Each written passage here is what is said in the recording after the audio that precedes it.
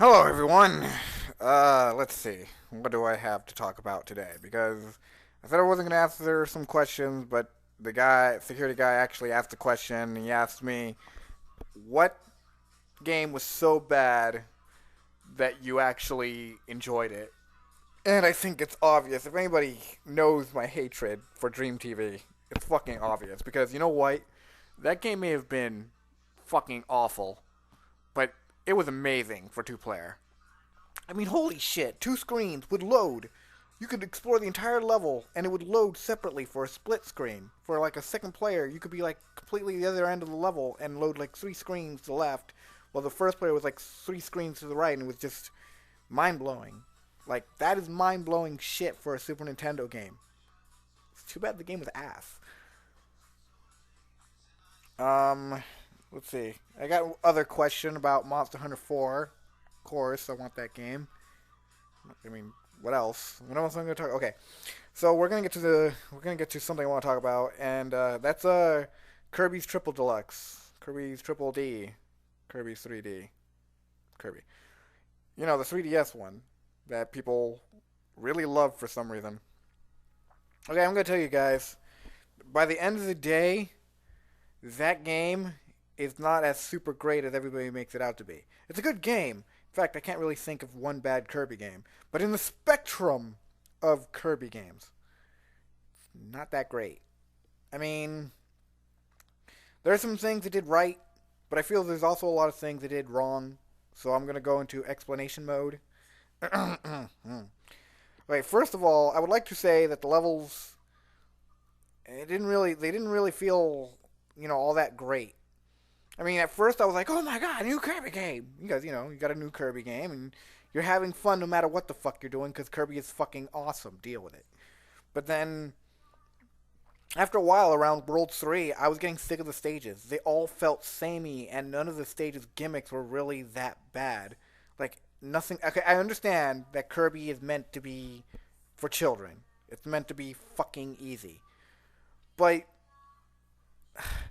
I felt like most of the level design itself was just moving from left to right with like one or two enemies in your way at all times. And all the powers in this game felt even more samey than they did in Return to Dreamland.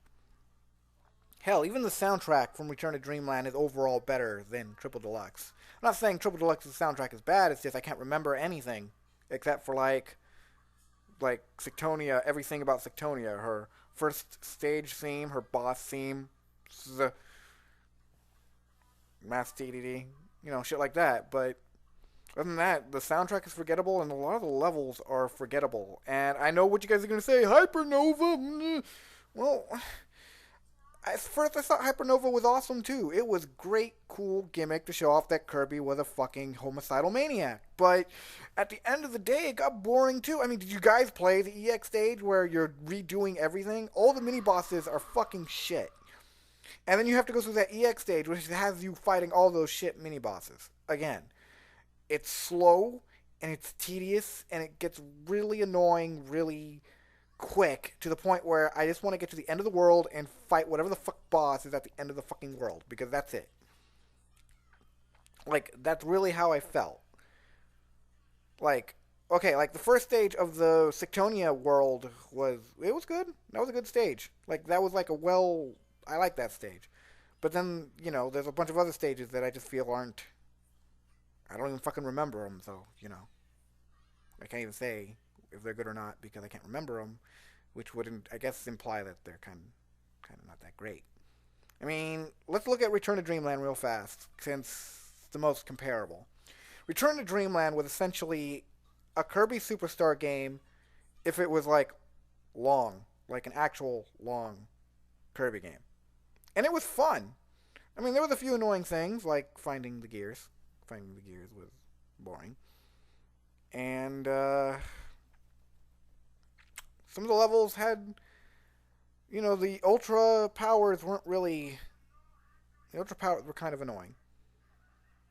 Like, at first they were cool, and I admit in the commentary I really hyped it up, but overall, you just watching some super long animation over and over and over and over and over again, and it got annoying.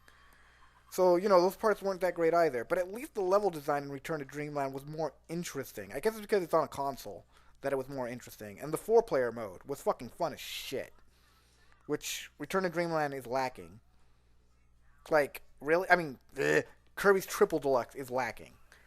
Because, really, like, that game could have really benefited from at least that. But I guess that even wouldn't have been that great. Because the levels just simply, they don't have that usual flow Kirby games do.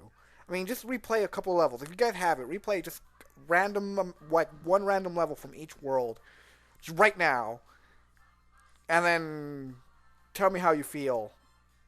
Because I guarantee you guys are gonna be like, and you guys gotta do it consecutively, like one level from each world, not the EX stage, and then I guarantee you're gonna be like, ugh. At least that's how I feel about the levels. They're just forgettable, and I just went like 14, maybe a million minutes explaining just the levels, and I haven't even fucking got to the bosses yet. Okay, the bosses. This includes DX bosses and Sectonia, Soul, and Dark Meta Knight, and spoilers that I've already spoiled. Okay, a lot of them are not that great. Pyramid is fucking shit. But a lot of the bosses are wasted potential. Look at the snake guy. Yeah, he's got a lot of threatening moves, but none of them are actually that threatening. Even his DX form, they're all easily dodged. And then there's Kracko. I can't even remember Kracko's second moveset because I kill him so goddamn fast. And this includes the DX version too. He dies way too fucking quick. And before you guys, well, what about if you don't use any powers? I still don't remember him because he still dies too fucking quick. Stars are really powerful in this fucking game. Like, bosses really go down. Like, the only boss I remember taking a while to actually kill is Paintra. And, like, the Sectonia bosses. And Pyramid. But, that's besides the point. I mean, some of them are just boring. Or not fun. Or die way too quick. And I know they have to die quick because of the fucking arena mode, because that's the point. But, I don't know. I don't know what I was expecting. I remember Return to Dreamland bosses being a lot more great. That robot boss was great. That fucking giant-ass fish that was the opposite of Pyramid was fucking great. What other bosses was there? Wow, they're kind of forgettable too. The dragon boss was fucking cool. Magalore EX, final boss. I'm not talking about that. But there was cool bosses in Return to Dreamland. I guess one of them doesn't get to count because he doesn't fucking appear in arena mode with Grand King Doomer. So, But then there's let's go over them. We got Gusty Woods or whatever the fuck. The Flower Woods thing. Holy shit, that's loud. Jesus Christ. Oh god, my ears. This is the opposite of sex. This is terrible. Okay, where was I? Flower Woods was boring. You can see all his attacks coming miles. Oh my god, I'm talking about a kid's game. Okay, I get it. But, he's the first boss. Fine. Wispy Woods is also as easy. Maybe I'm giving it too much credit. Moving on is Paintra. Paintra is actually fun. She's got a bunch of variety of moves. She's a good boss. I don't have to talk about it. Then we move on to the snake boss. Unless there was a boss before him, but the snake boss. He's boring as piss. He really is. He's got all these moves that don't hit you, and he takes a while to kill. And it's not fun fighting a boss that looks threatening, but is as easy as the first boss. I know there's a boss I'm missing. I know I skipped over one. It's just, is it a memorable boss? Because I don't. Oh yeah, Kracko. Kracko is memorable. He's classic. What the fuck? Oh my god, what's wrong with me? Holy shit. But that's the problem. Kracko goes down way too fast. I can't remember, like I said, moving on. I already talked about him. And then we got Pyramid. And then we got Sectonia. And Mass DDD was like, whoa. Okay, I gotta admit right there, though, that Mass DDD was a fucking badass boss fight. When he brings out that axe, it's like, oh shit, things just dropped. Things are fucking serious now. He's got a fucking axe. Okay? That's not good for Kirby. He's kind of soft and squishy, can be split. It's not good. But unfortunately, some of the epicness of the fight itself was kind of ruined because he's being mind controlled, which is gay. And then we got Sectonia, and Sectonia has an amazing boss fight theme. Okay, this is where I give like the music right here that I love her theme. I love her themes. She's a good boss fight.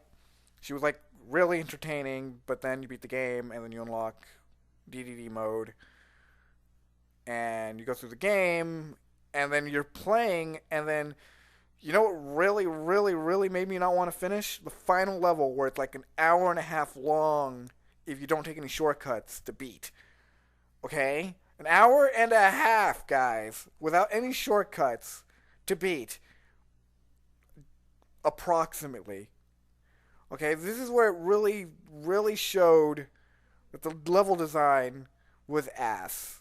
Especially since the final world itself is a boss rush, when there's already a boss rush in the fucking game called Arena Mode, and then there's True Arena Mode.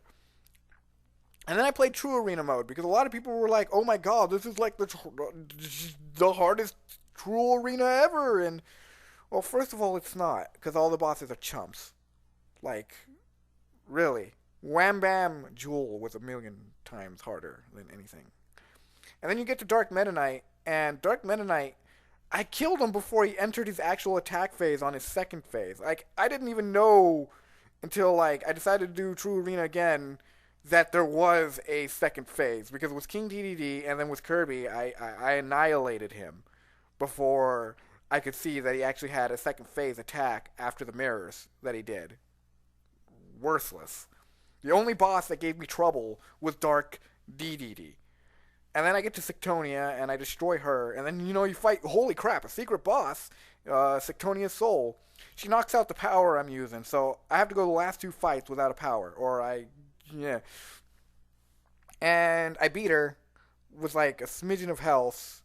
And then a new boss appears, Sectonia's Soul again. But it's a boss that's not in the main game. And I'm like, oh, I'm fucked. I only got like 2 hits. I'm fucked.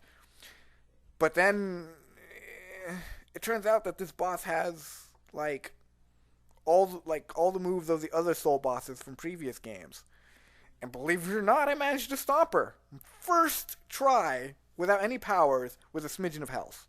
Because muscle memory on pretty much all of her attacks. And I was like, really, Hal? Really? That was the rehash of rehashiest secret boss fights ever. And I just beat Dark Meta Knight, which is from fucking Amazing Mirror. And you somehow created a secret boss more rehashy than that. I don't even know how that's possible, but okay. You managed it. Overall, the game is decent. I'm not calling it a bad game.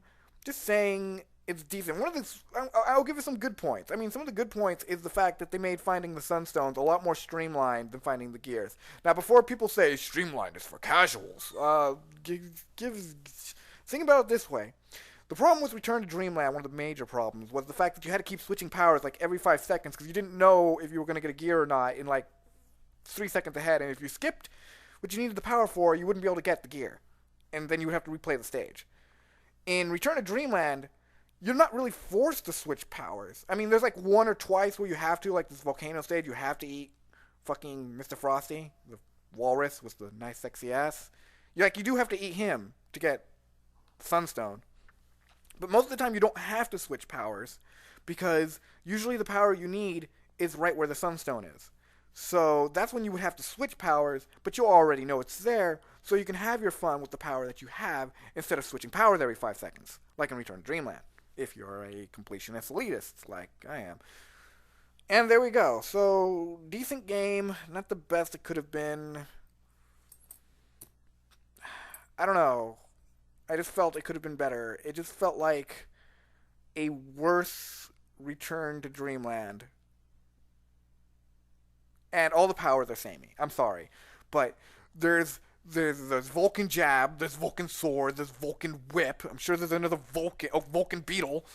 Okay? And I know, what about all their other moves? Well, you don't fucking need all those other moves with fucking Beetle because fucking Vulcan whatever horn fucking using Vulcan dick thrust just kills everything. Okay? It annihilates everything.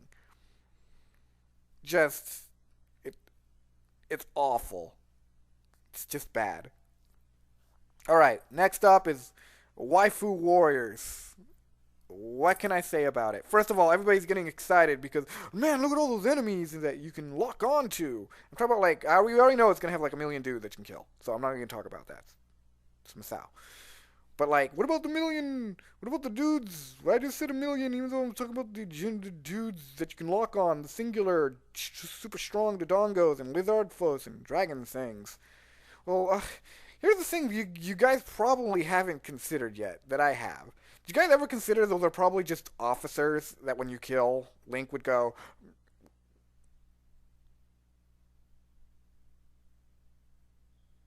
Zelda would go, I defeated an officer! Because that's what they are. I guarantee it. They're just officers.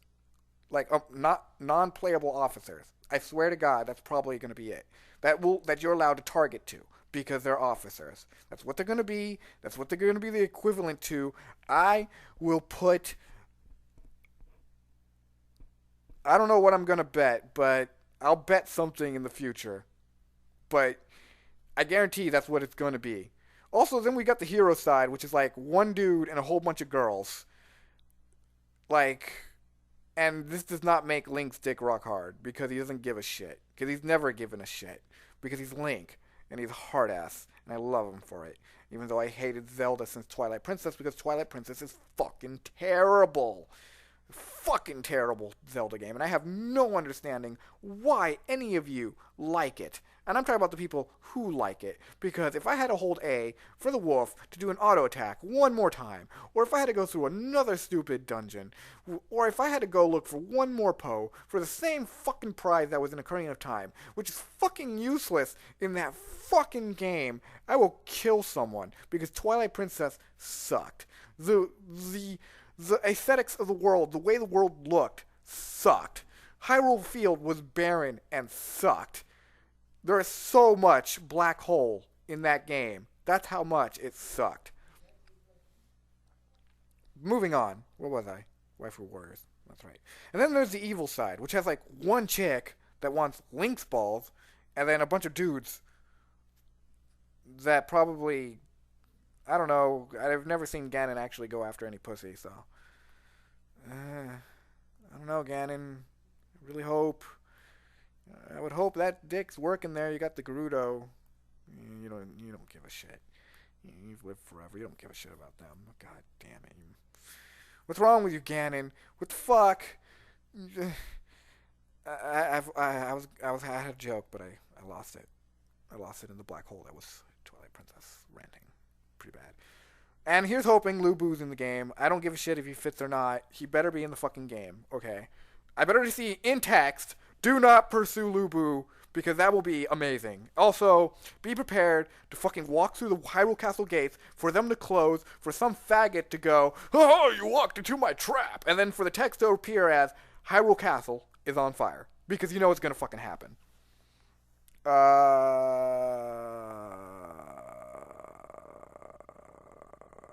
I don't know what else I got. What else do I have to talk about? Was I going to talk about Shovel Knight? It's a good game. It's worth $15. Fucking $15. It's not expensive, guys. It's a pretty good old. And then there's these people who I see bitch like, why are you going to pay $15 for such a short ass game? And you know what? If you cut Call of Duty in half to $30 for just the single player experience, that game is about as long as Shovel Knight and nowhere near as enjoyable. Shovel Knight is solid. Maybe a little too solid. Some of the levels flow a little too well for me. I don't know what it is. Maybe I do want to be cheaped out once or twice. I don't know. That's just creepy and masochistic right there. But I don't know. I like the levels. I love the music. I love the bosses. The bosses are really fun. But something about the game just screams at me that something. It could have been a little more NES difficult, is what I wanted. But maybe that's me. It's still, that's a personal preference. The game is still good. The game is still worth $15. I mean, my fucking God, it's worth $15. It's only $15, guys. There's like 13 stages in the game and a whole fucking fuckload of bosses. And I wouldn't understand why you would not buy it. I don't know. Maybe. Then again, I bought Sonic 06. I'm insane.